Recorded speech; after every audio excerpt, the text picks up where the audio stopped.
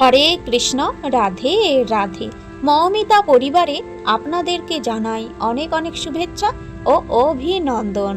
আজকের আলোচ্য বিষয়টি হচ্ছে চৈত্র মাসের অমাবস্যা কবে পড়েছে। সম্পূর্ণ সময়সূচি পঞ্জিকা অনুসারে অমাবস্যা তিথি কখন শুরু কখন শেষ হচ্ছে, অমাবস্যার ব্রত উপবাস এবং নিশি পালন কবে রয়েছে, কালী পুজো কবে করবেন, পুজো করার সঠিক সময়, এছাড়াও এই অমাবস্যায় গঙ্গা স্নান ও দানের শুভ সময় কি রয়েছে, অমাবস্যা পালনের নিয়ম, অমাবস্যার পূজা পদ্ধতি কি রয়েছে, এই অমাবস্যায় কি করবেন কি করবেন না, কি খাবেন কি খাবেন না, সমস্তটাই রয়েছে আজকের ভিডিওতে। শ্রোতা বন্ধুরা, আজকের এই ভিডিওটি আপনারা প্রথম থেকে শেষ পর্যন্ত দেখুন, আপনাদের কিন্তু অনেক ভালো লাগবে। ভিডিওর শুরুতেই আমরা জেনে নেব এই চৈত্র মাসের অমাবস্যা তিথি আপনারা কেন পালন করবেন। হিন্দু পঞ্জিকা অনুসারে চৈত্র মাসের কৃষ্ণপক্ষের শেষ দিনটিকে চৈত্র অমাবস্যা বলা হয়।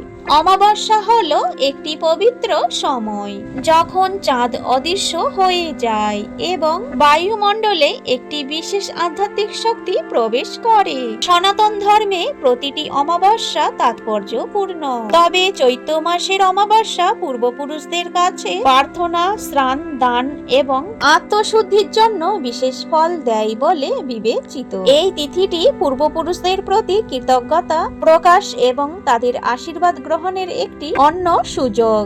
এছাড়াও অন্যান্য অমাবস্যা তিথির মতো এই অমাবস্যা তিথিতেও আপনারা মা কালীকে অবশ্যই পুজো করবেন। বাড়ির ঠাকুর ঘরে মা কালীর চিত্র থাকুক বা মূর্তি থাকুক, সেই মূর্তিতে আপনারা অবশ্যই জবা ফুলের মালা 108টি যদি জবা ফুল দিতে পারেন তাহলে তো খুবই ভালো, অথবা অপরাজিতা ফুলের মালা অর্পণ করতে পারেন। এইবারে আমরা জানবো অমাবস্যা তিথি কখন থেকে শুরু হচ্ছে।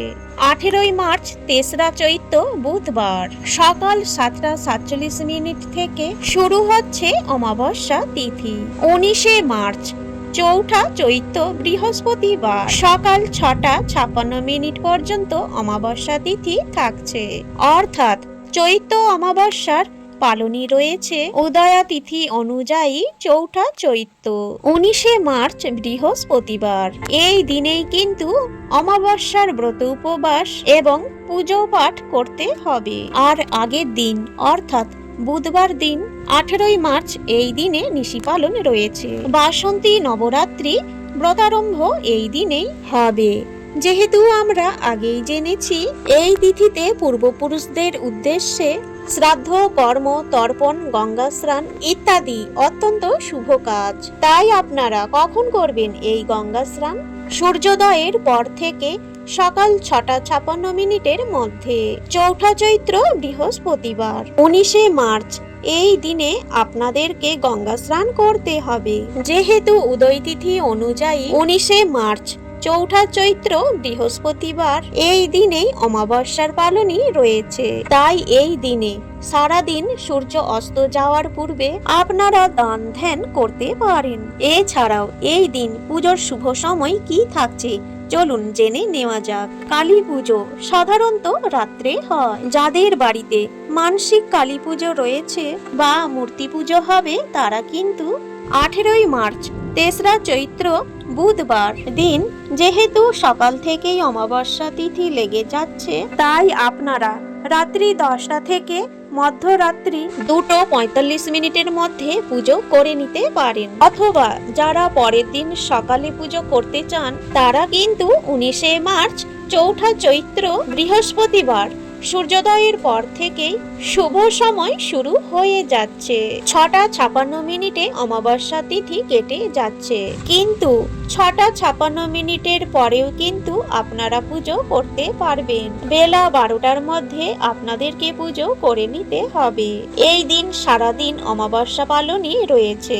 এইবারে চলুন জেনে নেওয়া যাক চৈত্র মাসের অমাবস্যার পূজা পদ্ধতি কি রয়েছে। চৈত্র অমাবস্যার দিন সকালে ব্রহ্ম মুহূর্তে ঘুম থেকে উঠে স্নান করুন। সম্ভব হলে পবিত্র নদী বা পুকুরে স্নান করুন। যদি তা সম্ভব না হয় তাহলে স্নানের জলে কিছুটা গঙ্গা জল মিশিয়ে বাড়িতে স্নান করুন।